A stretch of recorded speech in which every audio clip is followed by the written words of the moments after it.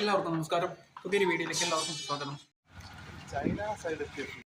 ഞാനും എൻ്റെ സുഹൃത്തുക്കളും പുട്ടവർത്തിയിലാണ്. പുട്ടവർത്തി തെരുവിലൂടെ നടക്കുകയാണ്. കൽപ്പവൃക്ഷ എന്നറിയപ്പെടുന്ന ഒരു പ്രശസ്തമായൊരു സ്ഥലമുണ്ട്. അവിടേക്കാണ് ഞങ്ങളുടെ യാത്ര. വീതി കുറഞ്ഞ റോഡിൻ്റെ ഇരുവശവും പല നിലകളിലുള്ള കെട്ടിടങ്ങളാണ് നമുക്ക് കാണാൻ കഴിയുന്നത്. അതോടൊപ്പം തന്നെ ചെറിയ ചെറിയ കടകളും റോഡിനോട് ചേർന്ന് നിൽക്കുന്നത് നമുക്ക് കാണാം. ഇവിടുത്തെ കെട്ടിടങ്ങളെല്ലാം പ്രത്യേക ഡിസൈനിലാണ് പണിതിരിക്കുന്നത്. ഇപ്പോൾ നമുക്ക് കാണാം വലിയൊരു പുളിമരം റോഡിനോട് ചേർന്ന് വളർന്നു നിൽക്കുന്നത്.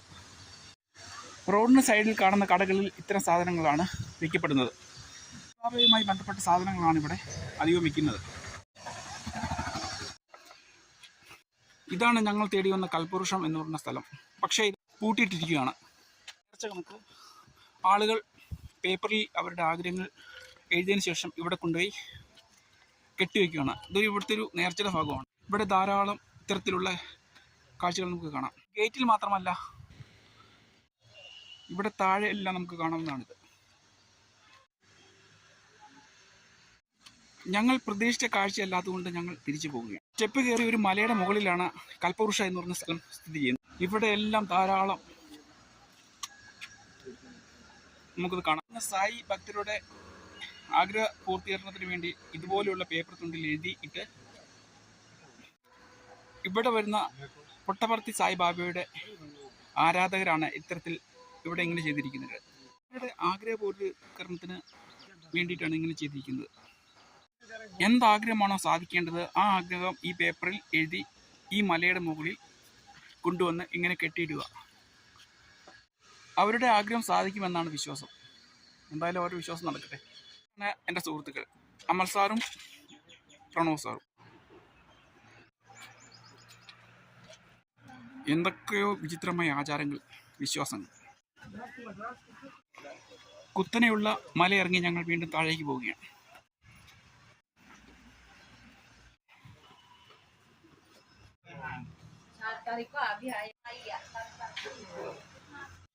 ഇവിടെ കൽപ്പവൃക്ഷ എന്ന് അറിയപ്പെടുന്ന ഈ സ്ഥലത്തേക്ക് പോകുന്ന സ്റ്റെപ്പിൻ്റെ ഇരുവശവും കടകളാണ്. കടകളിൽ വിൽക്കുന്നതാവട്ടെ സായിബാബയുമായി ബന്ധപ്പെട്ട ഭക്തസാധനങ്ങൾ. ഇതാണ് ഈ മലയുടെ മുകളിൽ നിന്ന് താഴേക്ക് നോക്കുമ്പോൾ കാണുന്ന കാഴ്ച. ശരിക്കും ഒരു വനപ്രദേശമാണ്. എൻ്റെ സുഹൃത്തുക്കൾ മല കയറി മടുത്തു. ഞങ്ങളുടെ പ്രതീക്ഷയെ തകിടം മറിച്ചുള്ള കാഴ്ചയായിരുന്നു ഇവിടെ കണ്ടത്. അതുകൊണ്ട് ഞങ്ങൾ നേരെ താഴേക്ക് പോകും. വലിയൊരു മലയുടെ മുകളിലാണ് സംഭവമെങ്കിലും ഈ മലനിര മുഴുവൻ പല നിലകളിലുള്ള കെട്ടിടങ്ങളാണ്. ഒരു വഴിയിലൂടെ വേണം ഈ മലയുടെ മുകളിൽ കയറാൻ വേണ്ടി. പല ഡിസൈനിലുള്ള ബിൽഡിങ്ങുകളാണ് നമുക്കിവിടെ കാണാൻ കഴിയുന്നത്. ഞങ്ങൾ വീണ്ടും നേരെ താഴേക്ക്. ഇതാണ് നമ്മുടെ നാട്ടിലെ കൽപ്പവൃക്ഷം എന്നറിയപ്പെടുന്ന തെങ്ങ്. പക്ഷേ ഇവിടെ പുട്ടവർത്തിയിൽ കൽപ്പവൃക്ഷം വേറെയാണ്.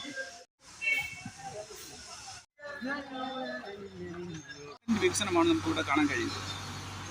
ഇതാ ഇവിടെ ഒരു വലിയൊരു കൂറ്റൻ ക്രെയിനിൻ്റെ സഹായത്തോടെ ചൂടുകട്ട പണിതുകൊണ്ടിരിക്കുന്ന കെട്ടിടത്തിന് മുകളിൽ കയറ്റിക്കൊണ്ടിരിക്കുന്നതാണ് നമ്മളിപ്പോൾ കാണുകൊണ്ടിരിക്കുന്നത്. ഇപ്പോൾ ഞങ്ങൾ മനോഹരമായ ഒരു സ്ഥലത്തേക്കാണ് പോകുന്നത്. എൻ്റെ സുഹൃത്തുക്കൾ എൻ്റെ തൊട്ട് മുൻപിലുണ്ട്. വളരെ മനോഹരമായ ഒരു ചെറിയ പുഴയുടെ സമയത്തേക്കാണ് എത്തിച്ചേർന്നിരിക്കുന്നത് ഞങ്ങളിപ്പോൾ.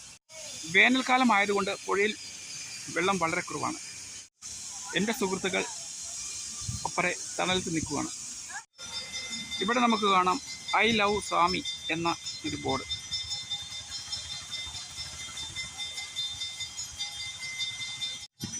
ഇതാണ് ഞാനും എൻ്റെ സുഹൃത്തുക്കളും.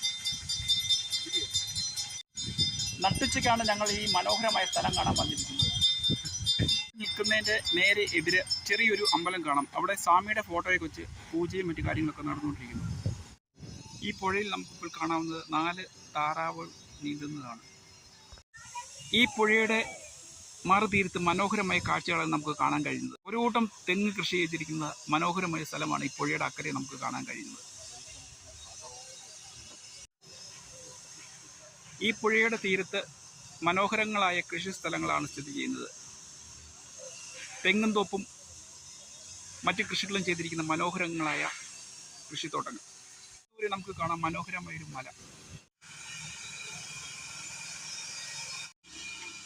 ഈ പുഴയുടെ സൈഡിൽ കൂടി മനോഹരമായി ഒരുക്കിയിരിക്കുന്ന നടപ്പാതയിലൂടെയാണ് ഞങ്ങൾ നടന്നുകൊണ്ടിരിക്കുന്നത്. ഈ നടപ്പാതയിലൂടെ നോക്കുമ്പോൾ നമുക്ക് കാണാൻ കഴിയുന്നത് മനോഹരമായ പുഴയും അതിനങ്ങേ സൈഡിൽ ബോട്ട് ചട്ടിയും അതിനപ്പുറേ ധാരാളം മലകളും നമുക്ക് കാണാവുന്നതാണ്.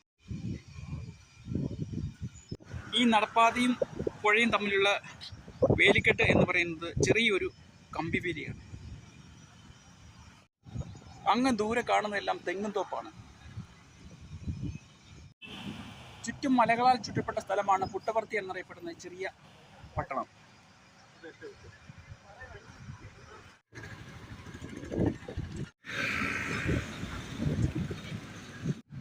പുഴയുടെ തീരത്ത് മനോഹരമായി ഒരുക്കിയിരിക്കുന്ന നടപ്പാതയിലൂടെ ചുറ്റുമുള്ള മനോഹരമായ കാഴ്ചകൾ കണ്ടുകൊണ്ട് ഞങ്ങൾ നടക്കുകയാണ്.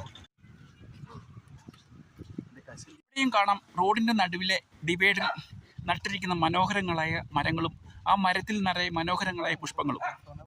പുഴയുടെ അരികിൽ ആണ് നിൽക്കുന്നതെങ്കിലും ഉണങ്ങി നിൽക്കുന്ന ഒരു വാഗമരം നമുക്ക് ഇപ്പോൾ കാണാം.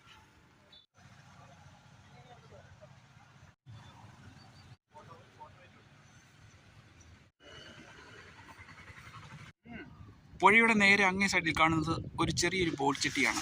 അവിടെ സർവീസ് നടത്തുന്ന ചെറിയ പെഡൽ ബോട്ടുകളാണ്, ചെറിയ ചെറിയ പെഡൽ ബോട്ടുകൾ. അങ്ങ് ദൂരെ നമുക്ക് ഇപ്പോൾ കാണാം പെഡൽ ബോട്ടിൽ കുറേ ആളുകൾ പോകുന്നത്.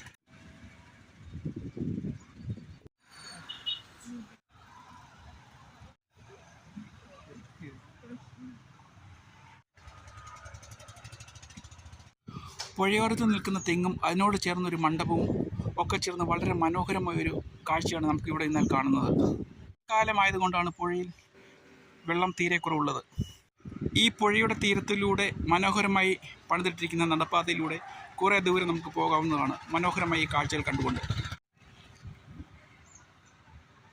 ഇവിടെ റോഡ് സൈഡിൽ കൂട്ടിയിരിക്കുന്ന തണ്ണിമത്തനെ നമുക്ക് കാണാം. വേനൽക്കാലമായതുകൊണ്ടാണ് ധാരാളം തണ്ണിമത്തം ആണ് ഇവിടെ വന്ന് കിടക്കുന്നത്. 2 വെറൈറ്റിയിലുള്ള തണ്ണിമത്തനുകൾ.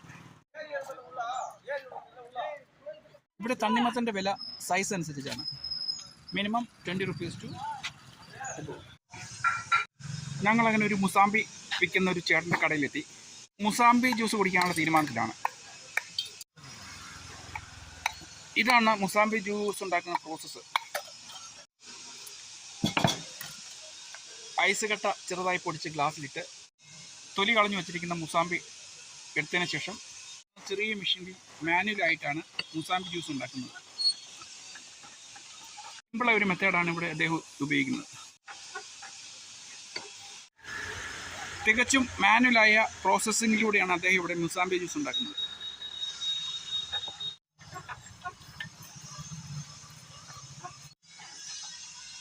മുസാമ്പിയിൽ നിന്നും സത്ത വേറെ സ്ഥലത്തും വേസ്റ്റ് വേറെ സ്ഥലത്തും വന്ന് വീഴുന്നു. ഇതാണ് ആ വേസ്റ്റ്. വളരെ മനോഹരമായ ഒരു സ്ഥലത്താണ് അദ്ദേഹത്തിൻ്റെ മുസാമ്പി ഷോപ്പ് സ്ഥിതി ചെയ്യുന്നത്. പഴയൊരു ഉന്തുവണ്ടിയിലാണ് അദ്ദേഹത്തിൻ്റെ മുസാമ്പി ഷോപ്പ് ഉള്ളത്. ആവശ്യത്തിന് പഞ്ചസാരയും മറ്റും ചേർത്ത് പാകപ്പെടുത്തി ഗ്ലാസ്സിലൊഴിച്ച് ഒന്ന് ഇളക്കിയിട്ടാണ് അദ്ദേഹം കൊടുക്കുന്നത്. ഇതാണ് മുസാമ്പി ജ്യൂസസിൻ്റെ പ്രോസസ്സ്.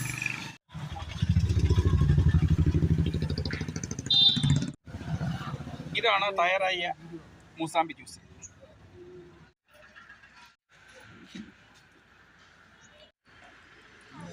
അദ്ദേഹം എല്ലാവർക്കും സെർവ് ചെയ്തു.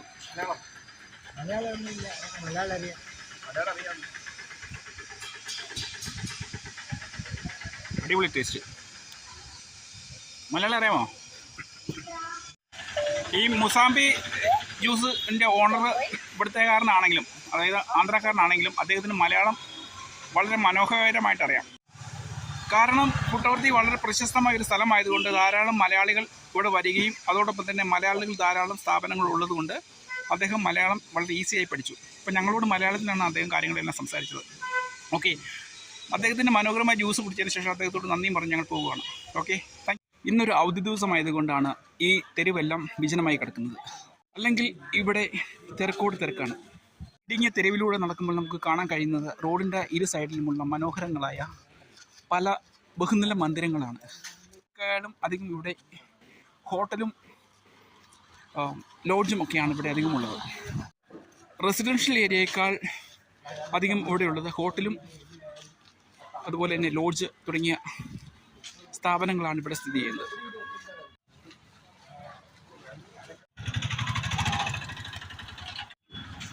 ഇടത്തെരുവ് മെയിൻ റോഡിൽ നിന്ന് മാറി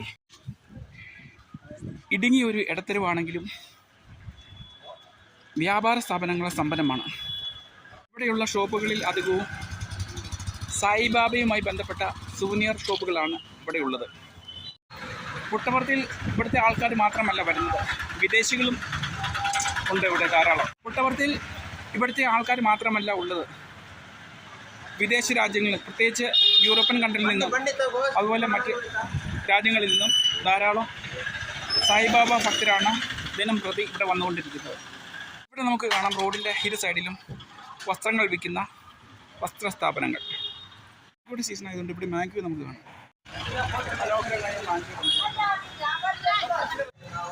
ഇതാണ് ഈ ഇടവഴി ഓർ ഇടത്തെരുവ് മെയിൻ റോഡുമായി ചേരുന്ന സ്ഥലം. അങ്ങനെ പുട്ടപർത്തിയിലെ സന്ദർശനം കഴിഞ്ഞ് ഞങ്ങൾ ഒരു റെസ്റ്റോറൻറ്റിൽ വന്നു. അങ്ങനെ ബിരിയാണി അടിക്കാൻ എന്ന തീരുമാനത്തിലെത്തി. Salad, gravy,